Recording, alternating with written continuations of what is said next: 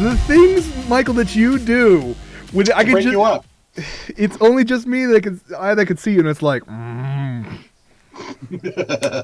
like, was that the Jaina figure that you were? Never mind, I'm not even gonna repeat. No, don't ask. Don't ask, don't tell. And yes, it was. Hi, everybody. Welcome to an episode of From My Mother's Basement, the show where we celebrate just being a geek. I'm Jason. And I am Michael. And Michael, you have a lot to talk about right off the bat. Stuff you've gotten, stuff you went to, and... Yes. Couple things. Where do we want to start first? We want to start with the gotten or the showing, or the went to? Let's go with the showing first. The showing. The thing that made me lose it in the intro. Pre-Christmas, well, I'm not going to do what made you lose it in the intro. No. So the object of what made you lose it in the intro. This was pre-ordered for me back before Christmas, and it finally arrived. Jaina Solo. Jaina Solo with her floating lightsaber. Ooh. That looks so nice. Man, Kotobukiya went all out on this thing, dude. I mean, seriously, check out the details on the helmet. I was going to say, how on the helmet. Holy crap, yeah. I mean, the details on the helmet alone are phenomenal. That is incredible. One hell of a present. Oh yeah. And I am so happy that Nikki got her for me. I mean, she's awesome. So yeah, that was my belated Christmas present. I'm debating if I want to do a full review on it or not, but okay. Just because I suck at reviewing figures. So that was what I got, which was really cool. Yesterday, Hypno Comics here in town. I know we talk about it a lot. Oh, and there's a possibility of some stuff coming from that you and I need to talk about later. Okay. Anyway, there is an artist by the name of Willis Portaccio, or maybe Portaccio. It's a Filipino name. Okay.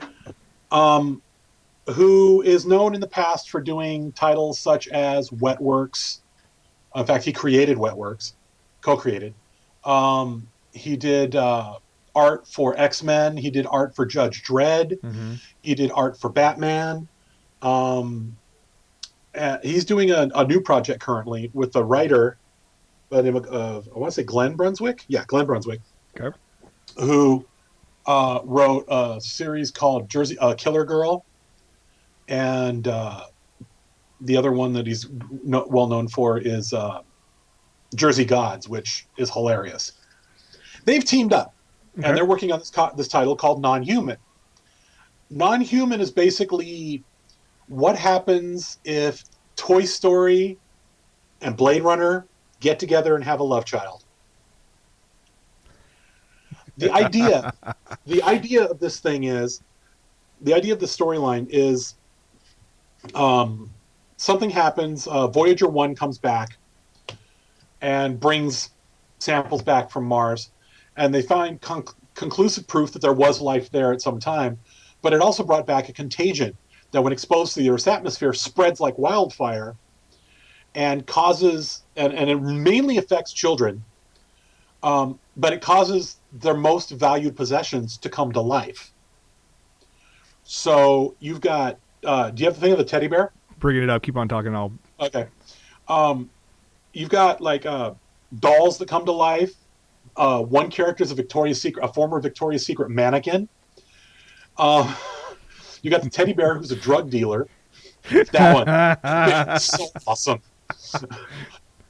Well, so the artist and the writer came to Hypno yesterday to do a signing, and we got to hang out and BS with them and stuff, and got stuff signed, including, we'll start with this. Ooh. Whoa. Oh, that's nice. Post of the cover for issue 2.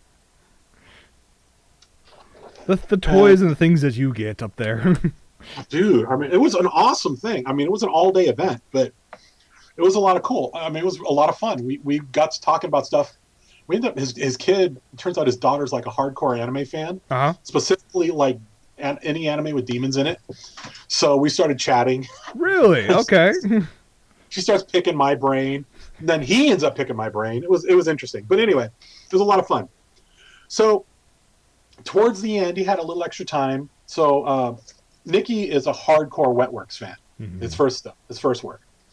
So we're like, hey, if you've got time, don't have to do this, but if you've got time and you're in the mood, could we convince you to do a couple sketches? We're willing to pay and everything. So he did this one for Nikki, which is oh wow, that's choppy as hell. Um, there we go. There we go. That's a better shot. That's Claymore from Wetworks. That one's for Nikki. And he did this one for me of Mother One from Wetworks. That's really, really Isn't nice. that badass? Isn't it great when So you can get the chance to actually talk to these artists, get to know them a little bit, and they do stuff like awesome. this? Yeah, we started talking about the genesis of what they're doing. They've got like two. They've got the another two arcs worked out already, Mm-hmm. and they're wanting to like this one. One of the things he was talking about is this one. This story is from the human's perspective, and the world's all dark and gritty because it's the imagination that triggers this function. Mm-hmm. So Hollywood out of business, TV doesn't exist because if you spark the creativity and the intelligence, it It comes to life. shit comes to life. There's one guy I was talking about it, and you kind of see it when he pointed it out. I saw it, but there's this one character who's like this bodyguard for this former Hollywood actress type, Uh-huh. and this is a big, and he's what they call a non-human. That's what they're called. They're called non-humans. Uh-huh.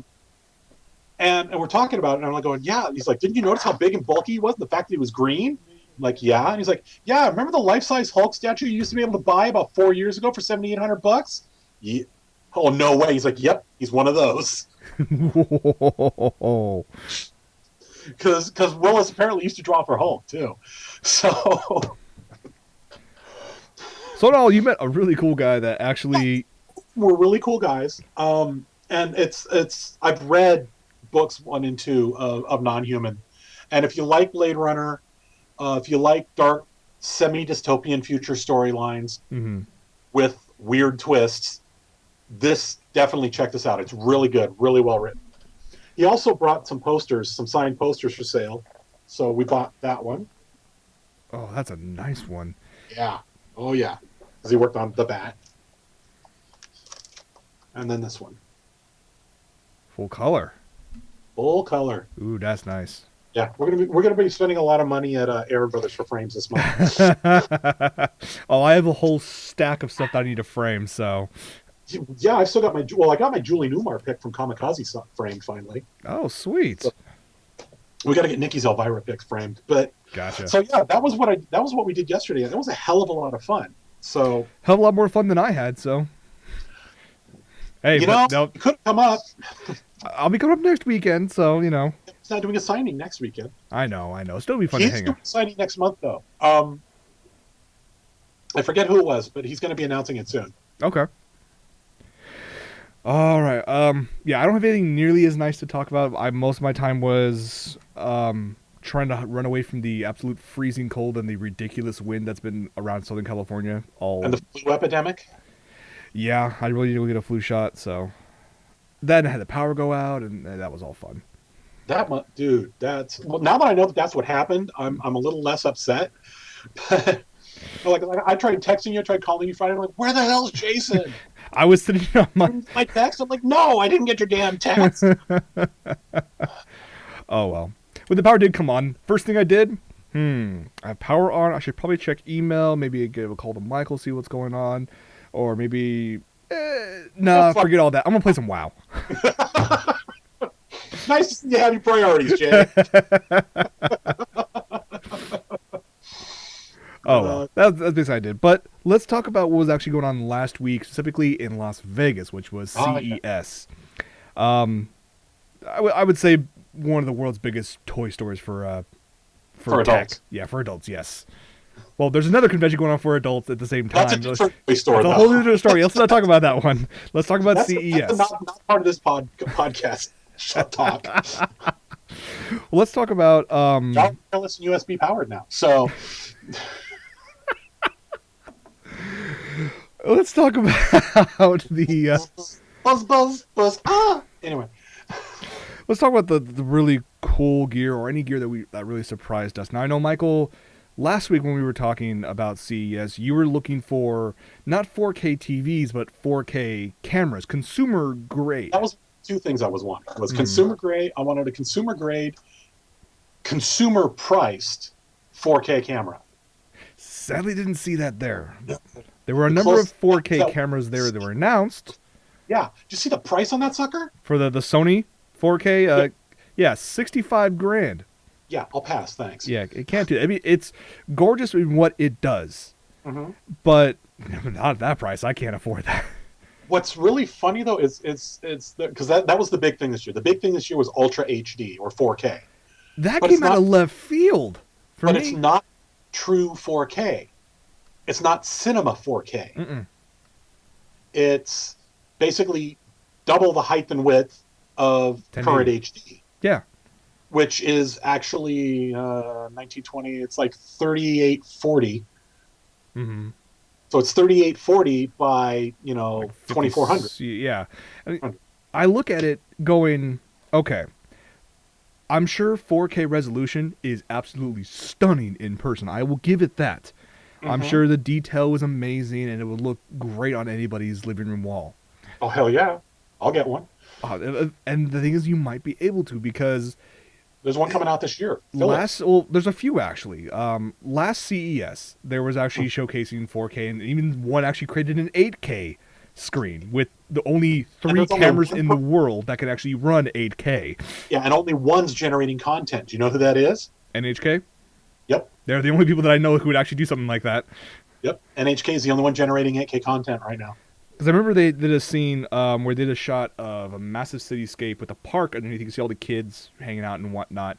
And I was watching a video, and someone was showing the video, and then they paused it, and then zoomed in, and then zoomed in, and zoomed in. And the kids that were playing were only about that big on the screen, but they zoomed in so far, they could read the time on the kids' freaking watch.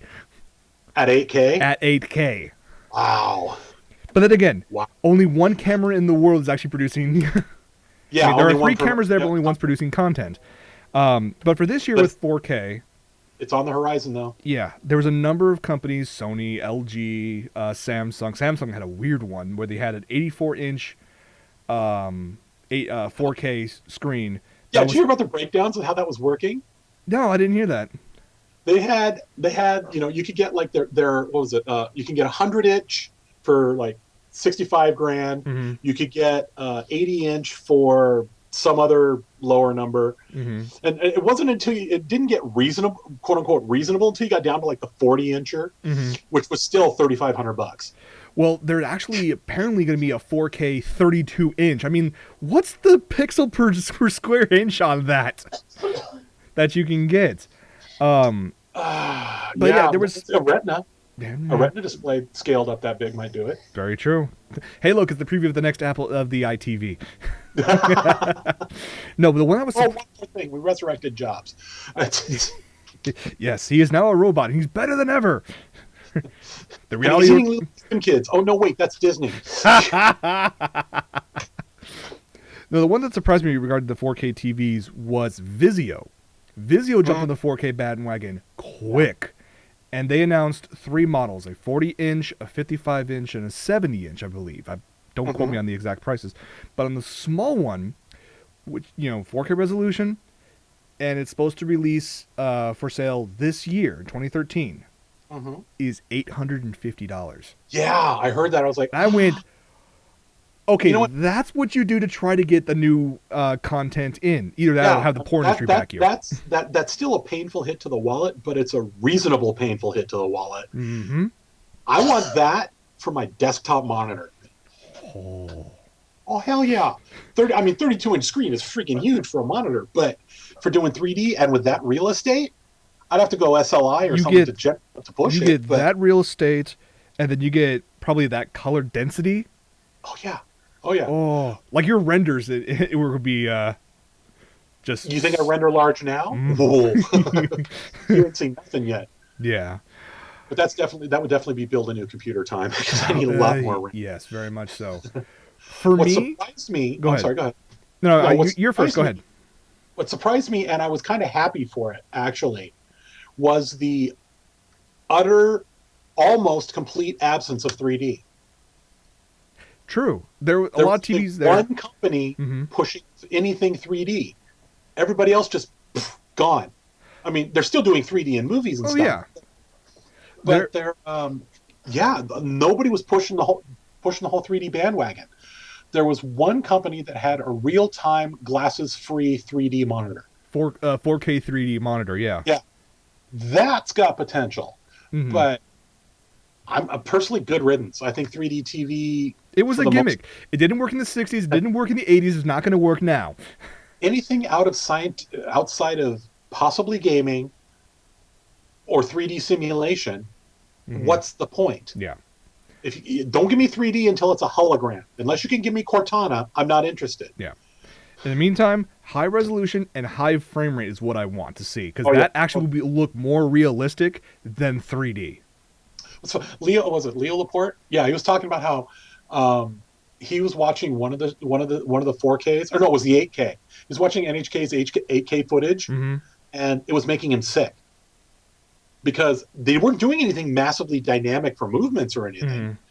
But between the level of detail and the frame rate, he was just like, "Whoa, this is too intense." He couldn't. I believe it.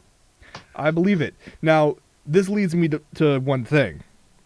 We know there's going to be, some movies, or I say most movies, are first mastered in 4K or 8K or whatnot, then brought down to 1080p.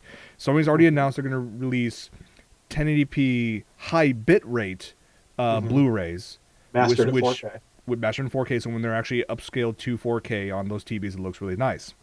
Gaming's going to take advantage of this eventually. I mean, if you have enough money, what's up? Next generation. Eventually, I honestly expect that when Microsoft when they announce the PS4 and the Xbox Microsoft 720, whatever it is, whatever they're gonna call it, the Xbox 720 rather, they're gonna do it. Yeah. But I'm wondering, how is anime going to look on 4K? How is specifically production IG's anime look on 4K? I'd say production ID, Studio 360. I mean, that could just look absolutely stunning. Can you imagine if they did something the level of Hellsing Ultimate in 4K? That would be badass. That would be badass.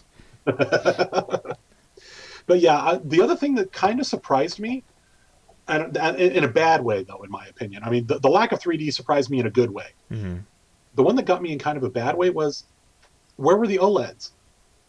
There was only one that I saw. Exactly.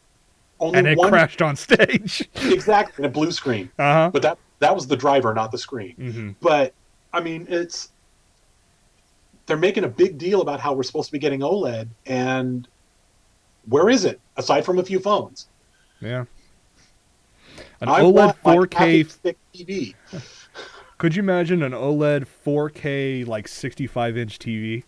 Oh, that'd be so nice. Actually. It'll be so nice. And it'll be about half an inch thick.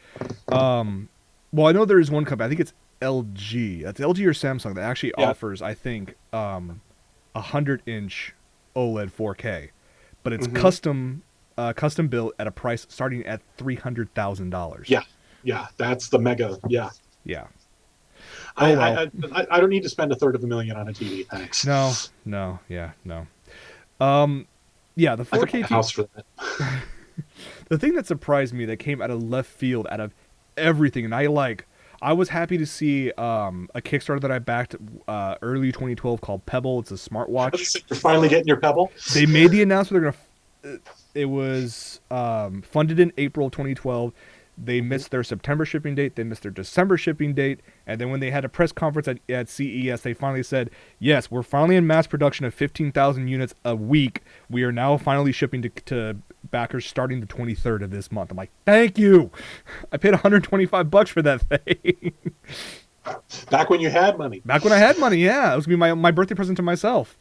No, the thing that surprised me was this NVIDIA Project S.H.I.E.L.D. thing. Oh yeah, the portable controller. Yeah, I'm just gonna play this in the background while we're talking about it. And okay, as I know, NVIDIA wants to showcase their Tegra 4 chip, which is undoubtedly an epic piece of technology.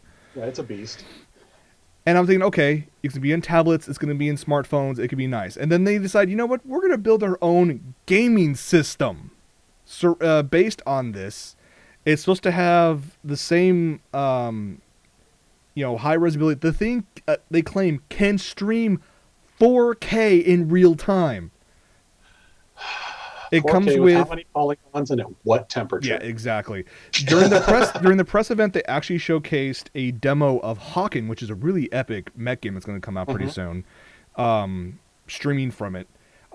If you don't want to stream to a TV, it has, as you can see on the screen, an attached 5-inch 720p Retina display, touch display, I should say. The only other thing that it has backing or going for it is the fact that it can utilize some NVIDIA software to stream whatever you're playing on your home PC, your gaming PC, to that. And then if you want to sync that to your TV, you can.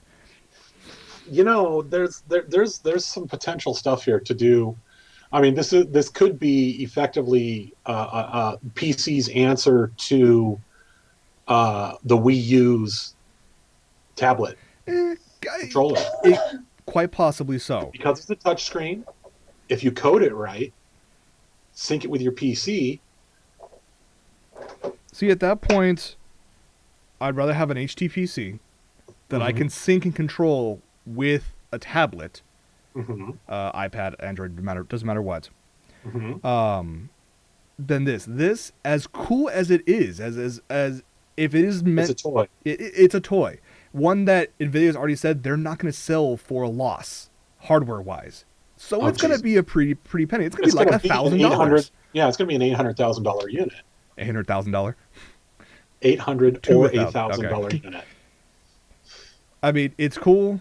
If it actually comes to fruition into retail, I'll check it out in store, but I'm not going to buy it. Oh, come on. You don't want to play Final Fantasy 14 on the road? Or Final Fantasy 13 on the road? You know, if I had all the money in the world, then maybe. If you had all the money in the world, you wouldn't be doing this podcast, dude. I'd still be doing this podcast. What are you talking about? Yeah, we would. We don't get paid for this. Kidding. We do this because we enjoy doing it. So it's true. We enjoy ranting. What were other things, real quick? Valve announcing, finally working on the Steam box. They had a prototype up, yeah. They had a prototype Steam box. They kind of shot themselves in the foot, though, because they made the announcement, yes, we're working on Steam boxes for the living room. We gave some ideas of what the OS and how it's going to look and whatnot. We're still working on prototypes. They didn't give details on the specs. No, because they've also stated, and this is why they shot themselves in the foot, we have all this cool stuff. Expect nothing from us until 2014 for additional details. I'm like, then why tell us this? We're not. The world does not work on Valve time. If that was the case, tell that to Blizzard. Well, how long did Blizzard string us along for D3? True, very true. How long did Blizzard string us along for StarCraft 2? Okay, good point. I mean, Valve, and this is one thing Valve and Blizzard have in common. They'll say, yes, we're doing this, we're building it, but until we're happy with it, you aren't getting it. Deadlines be damned. Which I appreciate, but at the same time, Valve seems to have a problem with releasing anything with the number 3 in the title. I was gonna say, Half-Life 3, Half-Life 2, Episode 3. Give me Half-Life 2, Episode 3 right now, and I'll be happy for another 6 months. Yeah, no, I'm right there with you. Give me Portal 3, because I know it's eventually going to happen. Portal 2 drove me insane. I loved Portal. Loved the storyline. But yeah, I mean, that was stuff that surprised me. I had to laugh at the keynote speech for this year, because it's always been usually like one of the big 3. Microsoft already announced that last year was its last year going to CES, and so they gave the keynote this year to Qualcomm, of all people. Oh God, that thing! And it looked like some E3 reject presentation from the 90s. No, well, I mean, right down to the Maroon 5 ending. Which was funny because if you were watching the stream, apparently they did not get the rights to stream their music, so they started playing Devo or something like that over it, and then killed the stream altogether because they're getting so much complaints. I was like, the hell is this crap? Yeah, no, I mean, I haven't heard more buzzwords. The three The last characters that time they I made up at the beginning. heard Living Life Mobile or Born Mobile. Yeah, about the gamer who speaks Wookiee, the Seriously? on the go entrepreneur Uh-huh. who believes that his phone is his conference room. They brought out Guillermo del It was Toro. just so I lost. bad. I'm sorry, Guillermo del Toro lost respect points with me. I mean, Yeah, I mean, it was cool to see more information on the. Go ahead. It was nice to see a little bit of the extra footage from Pacific Rim. It was nice to see the new Star Trek trailer. Other than that, I haven't heard that many buzzwords since I went to since I was forced to go to a motivation seminar for a job. That was the last time I heard that many buzzwords. Oh, it was just sad. It was lame. It was lame. It was slick politicking. It was, to borrow from Guar, it was sleazy P. Martini. I mean, oh, God, I wanted to shower after watching that. Yeah, it was just so lame. It was bad. So, but that being said, Snapdragon processor is a pretty kick-ass processor. Oh yeah, we're finally getting into the. I mean, current tablets, like, I have an iPad too. I know you have one as well, and now they've released the iPad 4th generation, which is Retina display and the new adapter. I mean, they've kept around the same level of quality and processor speed recently. I think with the Tegra 4 and the Snapdragon 800, I want to say, I think you're going to see a massive jump in quality. If they start putting the T800s, wow, Terminator. Anyway, they start putting the Terminator 800 chips in an Android. Just in, Qualcomm has announced they've changed their name to Skynet. yeah, Qualcomm changed its name to Cyberdyne Systems. If they put a Tegra 800 with, I'm sorry, a Snapdragon 800 with a Tegra graphics card, it'd be $2,000 for it, but I would buy that tablet. Yeah, Android tablet. I'd get it as an Android tablet, and I would play the shit out of that. True. All right. Well, we've already spent 20 minutes talking about CES, so there's a lot of shit to talk about for CES. There's a lot to talk about from CES. We haven't even we barely scratched the surface. And of course, because of Microsoft already announcing their press release date for E3, 6 months in advance, I'm expecting a semi-steady stream of hints and breadcrumbs from other companies about what they're going to present there. So we got news to talk about for months. Congratulations, we're bringing back Windows 7 and killing Windows 8. Yay! No, it would just be I just want Ballmer to go on stage and say this. We know you guys like Windows XP. We know you guys liked Windows 7. We know that Windows Vista was a mistake, and we know that Windows 8 is an abomination. Windows 9 will fix that. The thing is, the biggest problem with Windows 8... Touchscreen for non-touchscreen devices? Well, it's a tablet OS for non-tablets. But the biggest problem is the Metro interface. It's the lack of a start menu. The OS itself, from everybody I've talked to who's run it, they say it's rock solid, it's stable, it works pretty fast. It's just the kludgy interface from hell. The lack of a start menu blows chunks. And so it's like they need to come out with an option that just lets you bring your start menu back. The thing is, they probably won't do that. No. Especially not after firing the guy who headed the team. It all boils down to, in my mind, that Microsoft wants to be Apple. But the thing is, Microsoft already beats Apple, hand over fist in terms of sales, in terms of coverage. Because of an entrenched user base. I mean, even if you just kept it to just the corporate standpoint, man, they got that, left, right, and center. But they want to look cool. To hell with being cool. Well, be useful. Right. But they want to move into the portable market. And that's the big... I mean, they failed with the Zune H. Windows 8 on a tablet is good. No, I will give that. As a tablet OS, tablet, it is good. As a desktop, no. Yeah.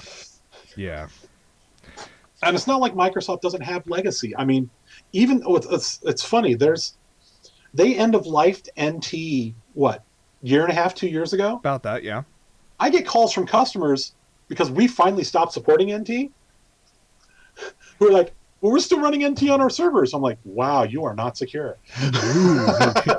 No, that's almost as bad as Win98. But then again, Yeah, but it's still stable. But it's stable enough. Is more my point. yeah, That people are still running it. mm-hmm. So I don't know. We'll see. It is what it is.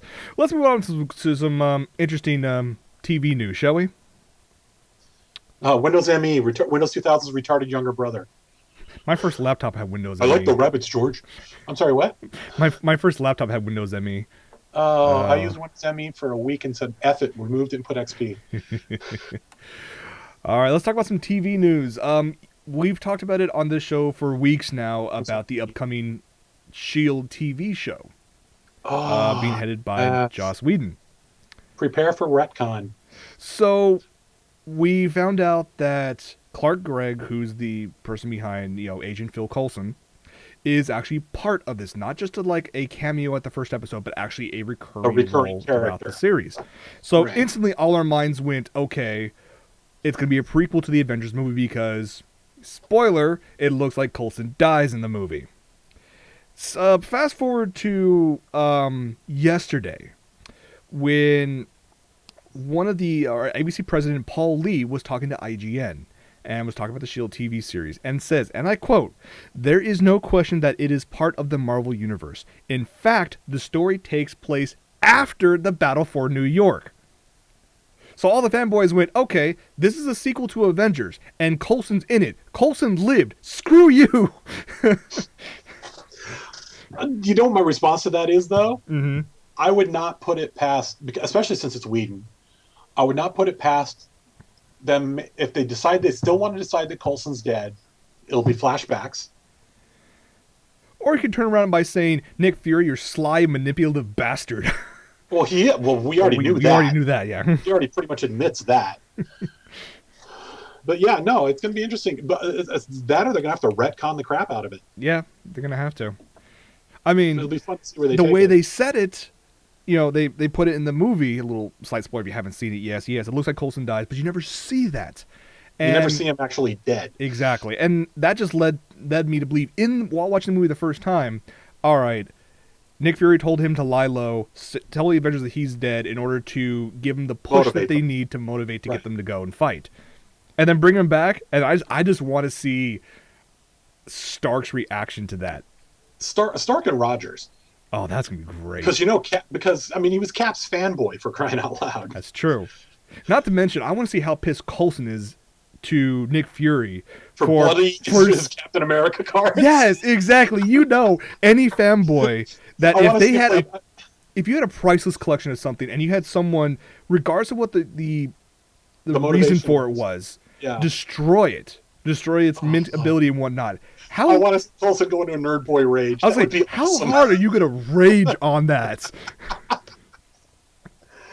Oh, that would be a priceless scene. That would be awesome.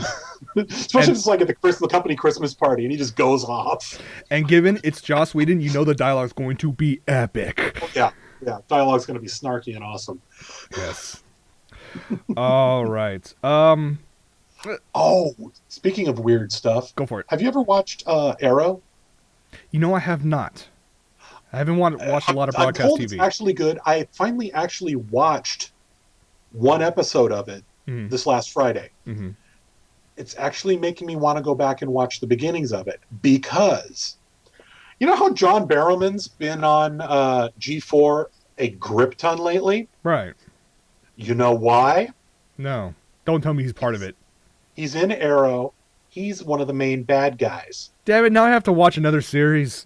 Yes. Damn it, I like John Barrowman, so I have to watch it.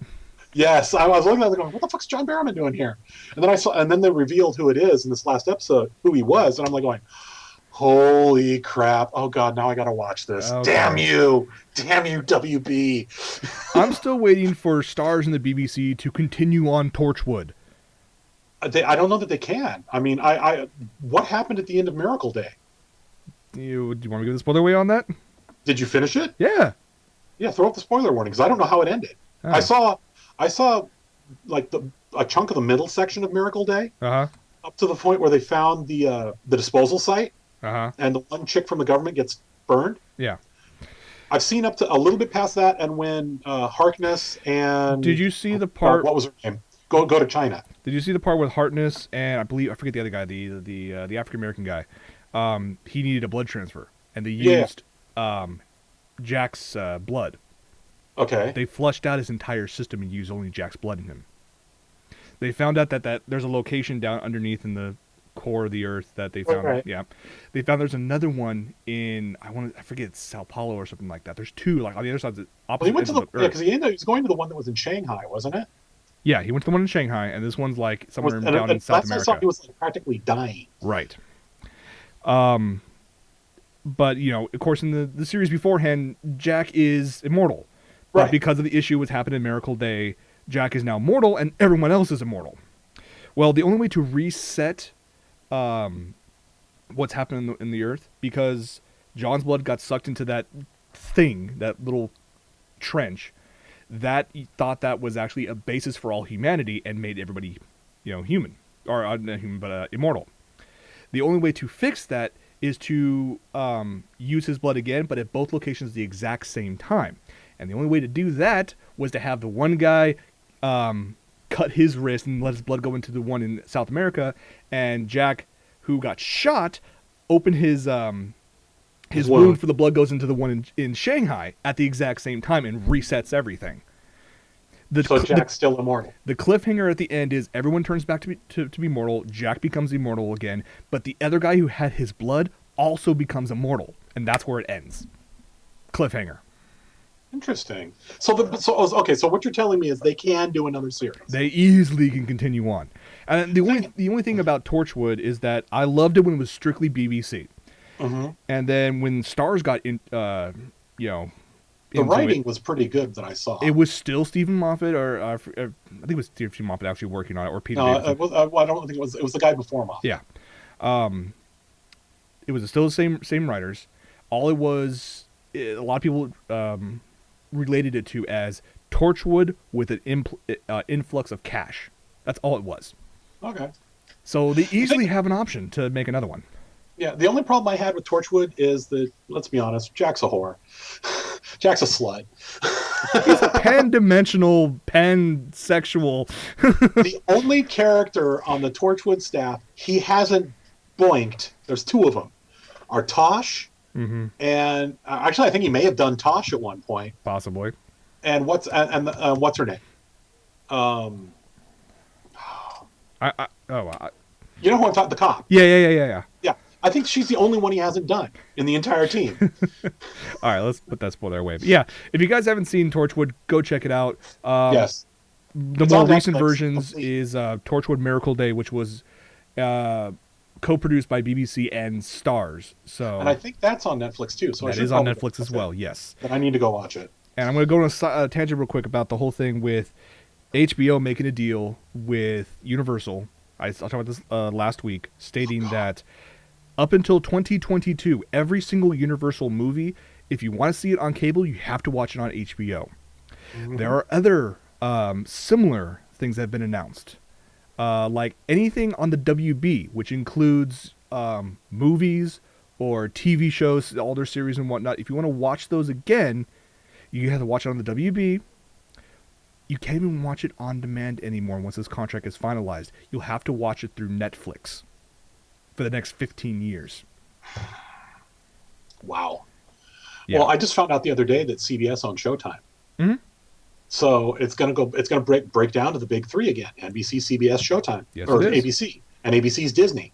So yeah, it's gonna be bad. I mean, I was cool that I saw Roku made a deal with Time Warner so that you can actually stream up to 300 of Time Warner's channels if you're a subscriber to a Roku. So you can have instead of having multiple receivers, you have one receiver in the main living room, and then you have a Roku in the living room or something, or in the bedroom or something like that. Right. And you can do something like that.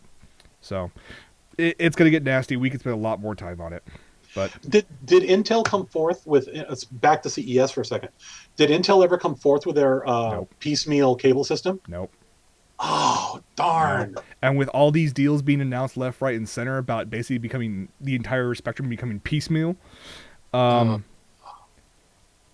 I might have actually gotten what I wanted, but not in the way that I wanted. that makes that makes sense. Instead of paying one company, you're going to be paying I'm like gonna pay several. Yeah, it's gonna suck. Oh well. Let's move on, shall we, to something that was actually broadcast on Cartoon Network and streamed online Yes, back in it's August. back.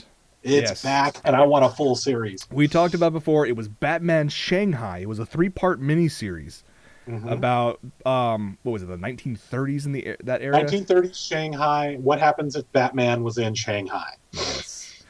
And the reason we're bringing it up again is because it started to rebroadcast on the Cartoon Network's DC Shorts little thing. As part of DC Nation, Nikki pointed this out to me yesterday. They actually rolled the Catwoman clip as part of DC Nation. So we went and looked it up, and I was like, going, "Oh yeah, this is awesome!" I didn't realize the other 2 clips existed until you told me about them. So I'm hoping that they do more with it.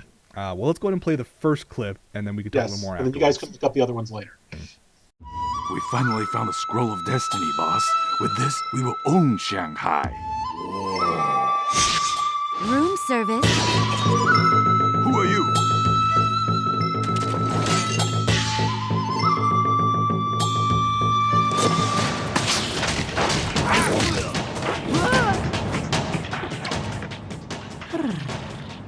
I'll be taking that.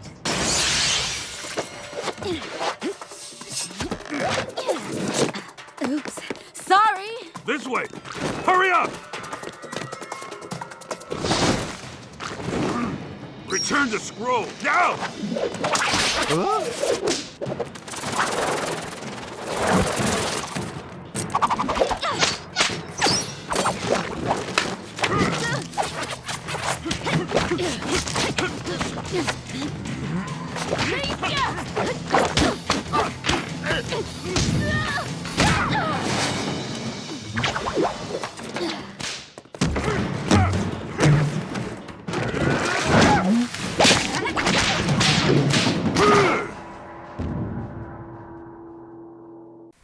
Awesome! How cool is that?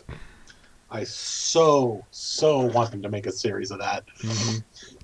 I know it's alternate timeline. I don't care. The animation is just so it grips you from frame one. Oh yeah, totally. And the style is the first time I saw that style was in Animatrix, and I think it's the same company. But it was just wow. I'd completely forgotten that existed until Nikki pointed it out to me, and I'm like, oh, must talk about it. I agree with you completely. This needs to be a full series. Now, granted, we probably won't get that, but I'm sure at one point someone at Warner Bros. Looked at this and went, "This should be a series," and then got slammed with red tape and paperwork and all that. It'd be badass. It would be so badass. It would be cool. I mean, there's a number of characters that make their way through the DC Nation shorts. I mean, I'm just looking, they even have one for Lego Batman, if you really wanted to go that far in there. Really? They have a spoof of the Justice League of Animals. They have the Justice League of Animals. Sword in the Atom. New Teen Titans, Plastic Man. I mean, there's a number of Teen Titans are awesome. Yes, very true. So, I mean, that was cool. You can actually find part 2 and 3 online, or if you have Cartoon Network, just look for the DC shorts. They're very small segments, like 15 minutes or less, and you can use your DVR and record it that way. But it's the Bane. Having now seen the Bane and the Batman episodes, okay, that's pretty cool. Yeah. They really need to do another series. Okay, wow, it's almost 6 o'clock already. So yeah, dude, we've been going. All right, well, let's get to this. This might be long, but let's see what happens. Let's talk about Oscars. Okay. The nominations were announced recently, and I feel some will probably be unjustly chosen, and some were snubbed completely. Oh, yeah. The fact they snubbed Otomo. Oh, my God. I can't believe they did that. About that. If you guys watched on Anabreak last week, I talked about, I think it was Combustion is the name of the title, of a 13-minute anime short by the director of the Akira movie. And I'm thinking, okay, this is one of the 10 that's being, up for nominations, and there's only 5 slots. I'm thinking, oh, come on, this has to happen. Nope. It got snubbed. I was so pissed. And what sucks is what it was snubbed by. Yeah, I mean, animated. it That's was. I feature mean, there film. were a couple on there that definitely deserve to be on there. I mean, the True, hang very on, let me true. go grab it. Yeah. Animated short. There's one called Adam and Dog. There's one called Fresh Guacamole. One called Head Over Heels. And then there's the two that are gonna duke it out. Yeah, it's going to be One between them. one is Disney. That's called Paperman. If you guys saw Wreck-It Ralph, it's the short they created, they showcased Mhm. beforehand, which was just amazing. Mhm. Not only the very nice storyline, which I found out that even though the characters don't talk, they make their breathing and their ooh, Mhm. expressions and whatnot. The girl was Kari Walgren. Was it really? Yeah, I was like, she Nice. said a tweet like, Paperman got nominated for an Oscar. Does that mean I deserve an Oscar winning? It was a nice blend of 2D hand drawn and 3D animation. Really nice Mhm. stuff. The other one I never even heard of until I had to look it up was a Simpsons short called Maggie Simpson in the Longest Daycare. And that's the one that the stream before the Simpson movies. The Simpson movie, I think. It wasn't actually. This one was actually streamed before some other Oh, really? short. Yeah. Okay. Yeah, it was streamed just before the latest Ice Age movie, which is why I never saw Okay. it. Is your screen frozen, by the way? No, I can see it just fine. Okay. Okay. It was my end's frozen, but that's all right. Okay, keep on going. But yeah, so there's those two, and I'm like, did you? I mean, again, I don't. Well, you know what surprises me, honestly. I mean, now looking back on it, it wasn't their best work, although the lighting was phenomenal in it. What surprised me was that the Pixar short before Brave didn't make it. yeah, that was Because surprising. usually, anytime Pixar does a short, it usually makes it into these. But on a spin of that, if you look in the animated feature film nominations, you Yeah, have Pixar Disney versus Disney. yeah, Disney versus Disney, or some people saying Pixar versus Disney. You have Pirates, Band of Misfits, which was that claymation stop motion, which was fun. Well, it's by the same guy who did Wallace and Gromit. So Well, the thing is, the other three, besides the two we're going to talk about, are the stop motion clay animation thing: Pirates, Band of Misfits, Paranorman, and Frankenweenie. Which I remember seeing the original live action Frankenweenie back in the early '80s. Mhm. In fact, I haven't seen Tim Burton's version of it yet, but I've heard good stuff. well, it was Tim Burton. The original. The original Frankenweenie was one Tim of Burton? Burton's, Oh, well, Tim then, Burton's film. so he's ripping off himself. Okay, I see. Well, no, what he's doing is he's expanding the story. Ah, gotcha. Originally, it was like I want to say a 15-minute short, live action short that he Okay. did. It was one of his first pieces of work, and he's said multiple times through the years that he wants to expand it into a full story. That makes more sense now. Okay. So, and that's why he finally got to do that with with this version. Gotcha. Okay. But the two that obviously is going to be battled through is Brave versus Wreck-It Ralph. So And you know what? I love both of those movies. I love them both, but honestly, I hope it goes to Brave. I agree with you completely. Not only with the story, but the graphics, the music, the Hair. dialogue. The hair, the lighting, the set, the virtual cinematography. Now, granted, the storyline wasn't as deep as other previous Pixar films, but still, it can was still hold up pretty- on its own. It did, and I'll be honest, my eyes were a little damp at the end of it. You know, Wreck-It Ralph was a great movie. I loved it. But that was more of a very fun nostalgia trip. Yeah, with the Good Buddy storyline in there. Very true. But Brave, oh man, Brave. Yeah, I think Brave is going to take that. I think it will too. I hope it does. I Which really again do. will just further prove that even though Disney now owns Pixar, Pixar still kicks its ass. The one that I think is going to be a really interesting duke out is going to be. I like that they only had 3 nominees for makeup and hairstyling. And all three were still pretty Although stunning. all 3 were brilliant. We're talking especially about Hitchcock, The Hobbit, Unexpected Journey, and Les Mis. Les Mis. Les Mis. I think this year, the 2 that are going to sweep most of their categories are going to be Les Mis and Lincoln. Okay. Yeah, I can see that. I think Zero Dark 30 is going to get at least one award. That just because better it's not a- win Best Picture. Which no, it freaking better not. No, I think Best Picture is going to come down. Hang on, let me go back to the Best Picture list here. There's 9 this year rather than the usual. I think it was 10 is the usual. Yeah. I honestly think that Best Picture. I can't believe, dude, Quentin's nominated for Best Picture. I Way want to go. see Just being Django Unchained up there as Best Picture. It won't happen, but it's still. to be cool. No, I think that I honestly think that Best Picture is going to come down to a showdown between Les Mis, Life of Pi, and Lincoln. I think it's going to be those 3 that duke it out. And as much as Argo was a good movie, I don't think it was good enough to beat like Lincoln or Les Mis. Les Mis is wow. That yeah. I see Les Mis taking music. Honestly, yeah. Although I'm kind of sad that I was hoping for Skyfall to get more nominations than it actually got. It would not be Best Picture. I would agree with you on that. A Bond movie getting anything is good. Let's be honest. I mean, yes, Daniel Craig, he's epic as Bond, but I want actress in supporting role. I want Judi Dench as M. I want that to be the winner, but it's not because it got snubbed, and I was like, screw you. She got snubbed. Yeah, she was fantastic as M. No, what's surprised, the one that I think is going to be the big duke out is costume design. Yeah. And I don't think it's going to. I think it's going to come down to Anna Karenina and Les Mis. Which I have to laugh because with Lincoln a close third. Lincoln was good. Mirror, Mirror, never heard of it. Why in the blue friggin' hell was Snow White and the Huntsman nominated for anything in the Oscars? I've been thinking about it. Those dresses that they put Charlize in. Don't care. Dude, those dresses were gorgeous. But the don't care, related to Twilight, must die, burn in a fire. Burn it with a cleansing fire? Yes. I don't need anything that relates to Captain Sparkles.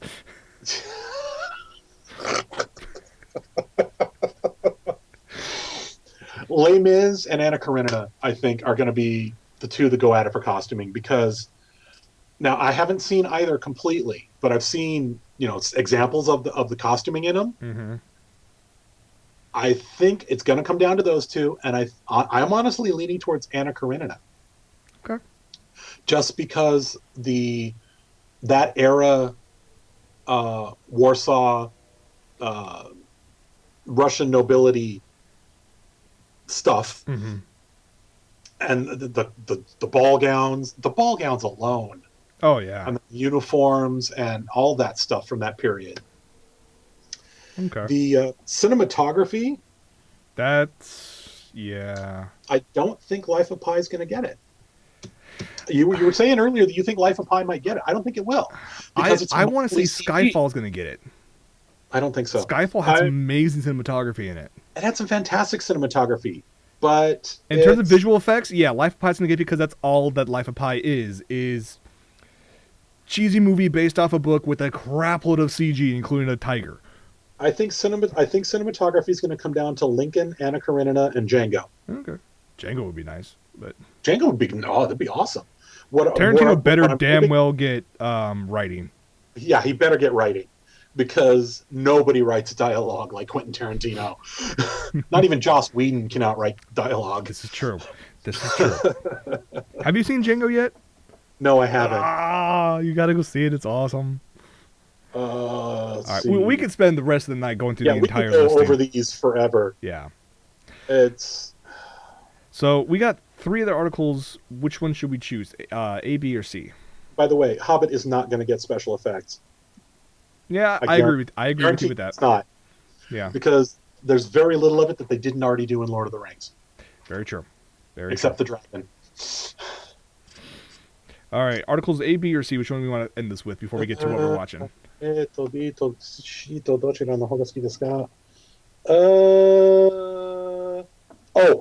know.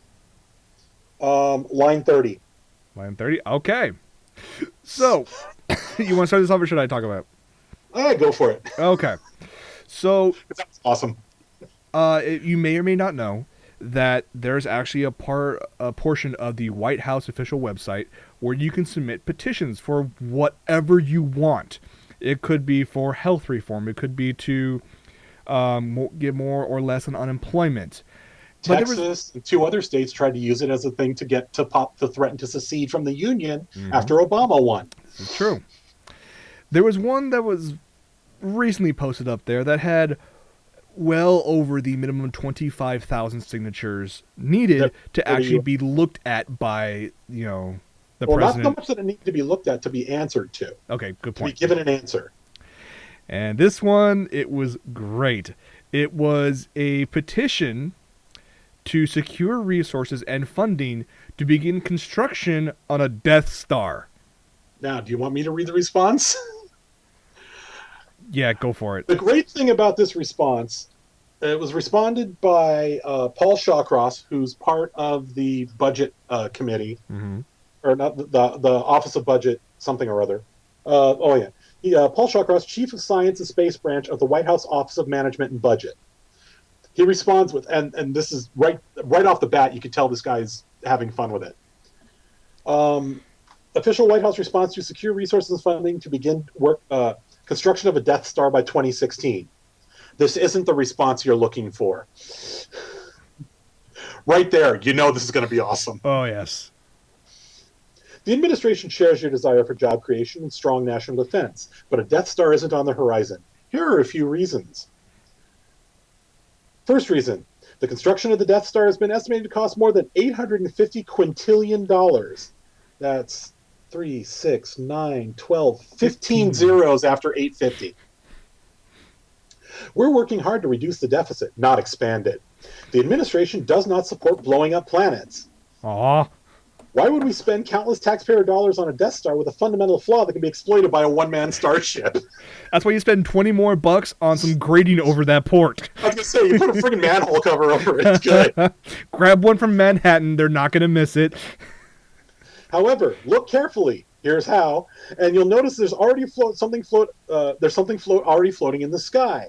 That's no moon, it's a space station. Yes, we already have a giant football-sized International Space Station in orbit around the Earth that's helping us learn how humans can live and thrive in space for long durations. The space station has 6 astronauts, American, Russian, and Canadian, living on it right now, conducting research, learning how to live and work in space over long periods, routinely welcoming visiting spacecraft, and repairing onboard garbage mashers, etc.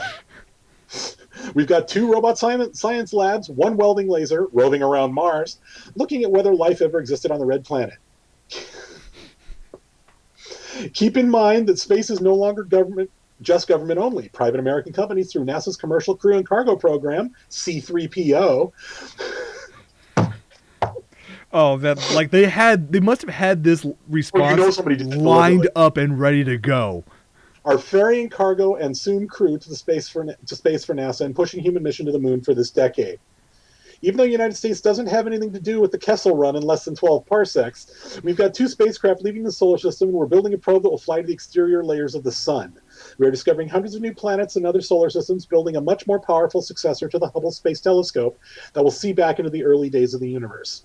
We don't have a Death Star, but we do have floating robot assistants at the space station, a president who knows his way around a lightsaber, an advanced marshmallow cannon, and a Defense Advanced Research Projects Agency, aka DARPA, which is supporting research on building Luke's arm, floating droids, and quadruped walkers. We are living in the future. Enjoy it. Or better yet, help build it by pursuing a career in science, technology, engineering, or other math-related field. The president has held the first ever White House Science Fairs and Astronomy Night on the South Lawn because he knows these domains are critical to our country's future and to ensuring the United States continues leading the world and doing big things. If you do pursue a career in science, technology, engineering, or math fields, the Force will be with us. Remember, the Death Star's power to destroy a planet or even a whole system is insignificant next to the power of the Source or of the Force. End of response. That is classic. I love it. It was great. And we've always known that Obama has been more closely tied to, or related to the younger generation who enjoy sci-fi and tech. Well, he's of the age that was old enough to enjoy Star Wars when it came out. Exactly. He's a geek like the rest of us. Mm-hmm. I would honestly say he's probably one of our first presidential geeks. I'd go so far as to say that's probable. That's probable. Because some people might say, oh, well, if you look at that, then look at Reagan with the Star Wars program. No, he was just stupid. And no, he wasn't stupid. And we're not going to turn this into an argument as to whether or not. No, we're not going to get into politics now. But the whole Star Wars thing, he wasn't the one who dubbed it that originally. It wasn't him. The SDI wasn't originally created. Wasn't coined Star Wars by him. It was coined Star Wars by critics. Right. They just embraced it. Mm-hmm. But still, I mean, yeah, amazing. Regardless of what you think politics wise with the administration and whatnot, when they can deliver a response like that fits in and appropriately uses references, I give them props. Yeah, the whole commercial crew and cargo program office. Yeah, C-3PO. I didn't even think about that. Wow. Some geek works somewhere when they named that. Good times. Well, let's go ahead and wrap up this episode like we always do with what we're watching. Michael, you go this time. You want me to go first? Okay. You go I've been watching a crap load of anime because the basically part 2 of the winter season of anime has started, and a number of anime have just begun amidst all the massive promos for stuff that's going to launch in like April and May and June. So, and some of it's been good. Some of it has made me cringe and reach for the bottle. That bad, huh? Oh, I mean, and things that just scratch my head. Like I talked about, there's these 2 series about girls and manga. One is a group about girls who want to make a manga who've never done before and they're completely clueless. And another one is a bunch of girls who want to make a manga magazine and have no idea and they're completely clueless. The only saving grace, and it still kind of annoys me a bit about it, is that the episode length for each of these series is 3 minutes long.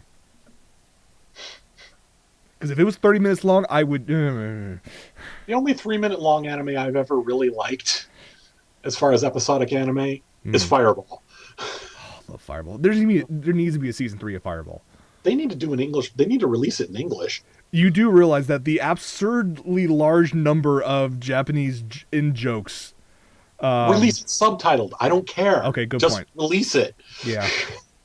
They really do need to. I've just been catching up on other stuff. I even watched the first episode of Vivid Operation, which is basically the spiritual successor to Strike Witches. Oh, God. Same thing. 14-year-olds in very small pantsu. This time they're in space. So they're spaceship girls. Yes. I will say this. The animation is way above what I expected. The quality is incredible. Okay. That being said, I'm not going to watch episode 2. Okay, call me a charlatan, but I could not get into Strike Witches. It took me... The idea of making cute little girls with legs of airplanes with music got propellers spinning on them kind of defeats the purpose. If you're supposed to ogle over the female should not be able to kill you. When you should be able to get close to her without dying because her leg goes and cuts you in half. I did start watching Roman, though. Episode 1 is out. How is that? It was really good into the last 4 minutes, and it was the farthest jump of the shark that I have ever seen in an anime in recent memory. In episode 1, they just jumped the shark. Okay. Okay, and it was funny as all hell too. And also, I started rewatching Total Eclipse. Finally. Yes, I said I would. I'm on episode 4 now. I need to continue on. Like I said, it gets better around 8 or 9. And and then season 2 gets real good. The most surprising part about all of this in watching Total Eclipse, I'm out of booze. I'm watching it sober. So it's been quite interesting. I need booze. So that's me. What have you been watching? The other night, because we've been getting into the whole DC thing here lately. Mm-hmm. Last night, actually, Nikki and I started watching Justice League Unlimited, which they're doing new episodes of again. Really? So yeah, she caught a new episode, but she hadn't seen the earlier ones, and I'd watched a lot of them. So we started watching them last night. We started marathoning them. and I forgot how fun that show is. It's well animated. The writing's pretty good. The one that sticks. Nikki's doing artwork for it right now. There's a thing where it's episode 2 called Kids Play. Okay. Where Modred does this thing and turns anybody younger than him gets banished, okay. or anybody older than him gets banished. So it's just a world of kids, and he's their king. Blah blah blah blah. Well, in order to stop him, Morgana, who's exiled because she's an adult, turns Supes, Batman, Wonder Woman, and Green Lantern into kids again, and they have which forces them out of the banishment zone into the world, and they go take him out. If any one of these kids has a temper tantrum, oh my god, it's so funny. Superman gets kind of snotty. Apparently, Green Lantern needed serious dorky glasses when he was a kid. So he makes him out of the Green Lantern thing, and he's got like these BC glasses on. My eyesight was so bad when I was a kid. I had the Coke bottle frames, the really thick glasses with bifocals. Oh, I had horrible eyesight when I was a kid. But what's funny is Batman. One of the things about Justice League Unlimited was they actually brought in the interpersonal relationships of the various characters. Wonder Woman had a thing for Batman, and he kind of had a thing for her back, but he was too busy being dark and brooding to really act on it much. Mm-hmm. And Hawk Girl ends up with the Black Green Lantern, which was actually a really good storyline. Mm. But in this one, you could tell that Wonder Woman has the hots for bats, but he's like too busy being angsty and broody. And they're like going, oh, it was, at the end of it, they're like, oh, it was nice to be a kid again. It is kind of neat. And he's like, I haven't been a kid since I was 8. And the first thing that came out of Nikki and I's mouth simultaneously is, don't touch me, I am the knight. Wow. Okay, I had to start watching this now. Yeah, it's actually really good. It's a lot. Looking forward to marathoning the rest of it. Sweet. I think it's on Netflix. Okay, well there we go then. All right. Well, what should we? Do you have anything to plug or before we wrap this up, or to plug? Like what's this thing? What's what thing? Oh, that was yesterday. Oh, that was yesterday's thing. That was yesterday's thing. Then why'd you send it to me? So that you could see who I was. So you could bring it up and who we were talking about. Well, then I'm slow then. Yes, you are, but that's okay. There will be a signing next month. It just hasn't announced who it is yet. Okay. That's all I got, dude. All right. Well, I really have nothing. Just thanks for watching. Remember, on Wednesdays is if you want to get the same thing what we're doing tonight, but more based on anime and video games. Check out Ad Break. What's up? And Just Jason. And Just Jason. I think I might be able to get Brian Yang back in for a couple episodes. See if he wants to. So, but I always love doing these shows. These shows are so much fun. They're fun. So, all right, guys. Thank you very much for joining us for this episode. Stay tuned for post show. And, yeah, for From Mama's Basement, I'm Jason. I am Michael. And we will see you guys next week. Take care, everybody.